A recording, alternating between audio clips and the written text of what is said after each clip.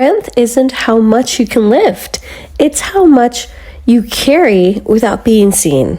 It's getting up when you're already in pain. It's saying no. It's surviving in a world that calls that weakness. Because realistically you become your own sanctuary. So what does that mean to become your own sanctuary? Well, it means something deeper than survival. It is about radical peace. A steady, enduring kindness to yourself, even when the world is sharp, even when your body's on fire. It's not about perfection. It's about presence. It's putting your hand on your chest and whispering, "You're safe here," even if your pain disagrees. It's holding yourself in the middle of chaos, creating rituals that ground you, building an inner world that, you aren't broken. You're just built differently. Your sanctuary is not just safety, it's, of course, sacred. You start decorating your sanctuary with your little joys, whether that's a warm drink, a favorite song, the way your pet curls up right beside you. And these can be physical, these could be mental, but those are the little joyous moments for you to be with yourself in your sanctuary. Because the world might not see them, but these are the altar of your resilience. Now let's take a look about reclaiming control on your terms. Because in chronic illness, there's so much out of your hands. The flare-ups, the appointments, the dismissive doctors, the judgmental stares. But choosing strength means looking at what you can shape. Because you can shape your boundaries. You can shape your pace. You can shape your honesty. You can shape your softness. And you know what? You can shape your refusal to apologize. You don't need to control the storm. You are the anchor. Because, come on, choosing strength means no longer minimizing your experience. You stop downplaying. You stop making yourself smaller to comfort others. You clearly say, and that's going to be okay, "I'm not okay today. Oof, this hurts. I need space. I deserve care." These aren't signs of weaknesses. They're declarations of your own inner power, speaking out loud into the existence and telling your community, whoever they may be, your truth. Because your truth is loud. Many of us wear the "I'm fine" mask so convincingly that people forget to ask. They stop seeing.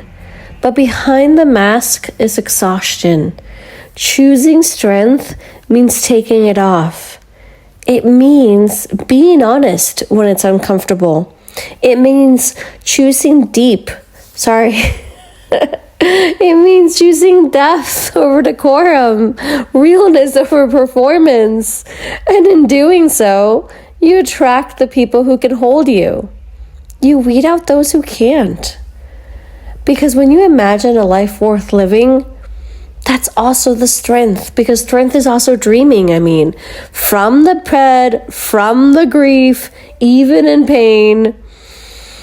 You allow yourself to want, to hope, to say, to know there's more for me, even if it looks different. You might dream in fragments, a small garden, a quiet friendship, a window seat full of books, a job that honors your pace, and a love that holds your truth. You let yourself want these things without shame, and that is also strength. We also have to create space for the messy middle. Yes, indeed we do. Because you don't always have answers. Sometimes healing is incomplete simply because healing is constant. It's consistent. It's always going to feel that way. Also, sometimes your courage wavers.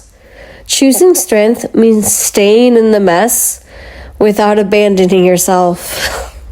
It's forgiving the days that you can't get up, and it's loving yourself even when you feel like a ghost of who you were. She says, very teary-eyed. The messy middle is where your humanity lives. Your strength that you remain right here, just the way you are, loving yourself from head to toe. And within that, you're able to build a life that fits. You begin to craft a life that doesn't punish your limits, but it respects them. You design routines around your capacity. You surround yourself with people who see you. You refuse urgency culture. You rest before you collapse. You don't try to, quote unquote, catch up. You try to catch yourself. And that right there is revolutionary. Coming from someone with chronic illness that does a million things a day, a million miles per minute, the fact that you need to be reminded that you need to rest before it collapse is like the number one thing. That you need to refuse urgency culture. Like, just because it needs it done today doesn't mean that you need to be doing it today, because it doesn't fit your needs, your actual physical needs that need to come first. And even sometimes I feel guilty of not answering a text right away, or canceling plans, or pushing certain things a little bit later in the game because I need to rest.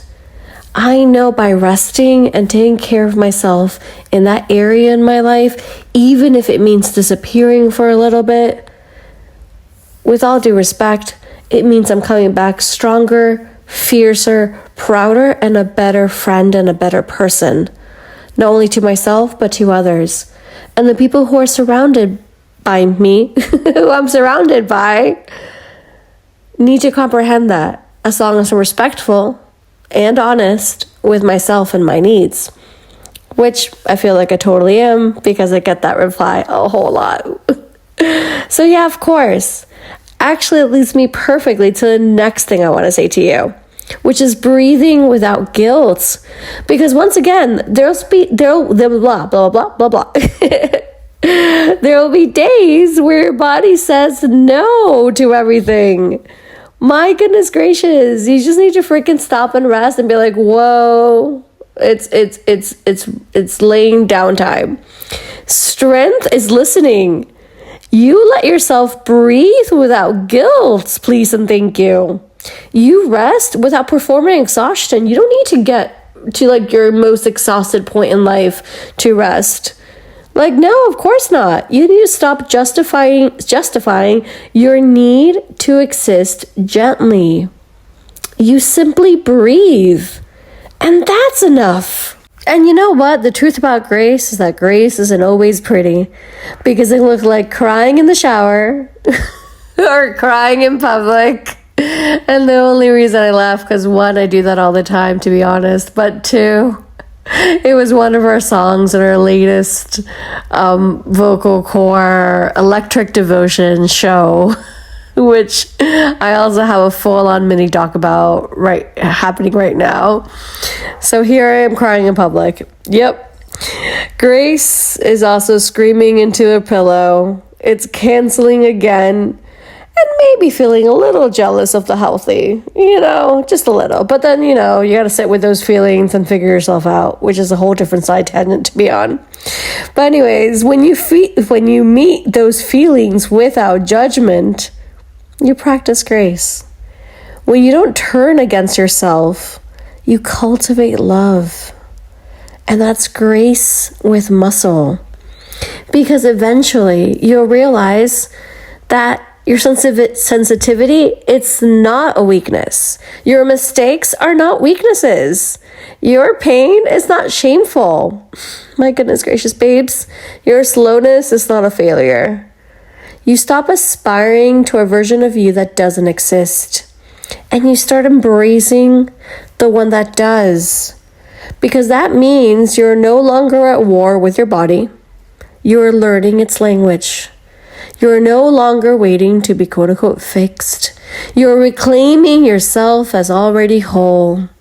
And you don't need to become the person society expected. F that noise. You become someone real.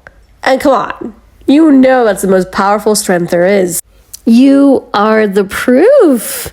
You are the proof that strength is more than image, more than muscle, more than pushing through. You are the proof that strength can cry, can rest, can whisper instead of roar. You are the proof that pain doesn't cancel worth, that slow is still sacred, that quiet survival is still a win. Every day you stay, every boundary you set, every time you choose truth over performance, you redefine what strength actually means. You're not trying to win anyone's approval anymore. You're building something so much more radical. A life that's yours. Not despite your struggle, but because how fiercely you keep showing up inside of it. That is strength. That is enough.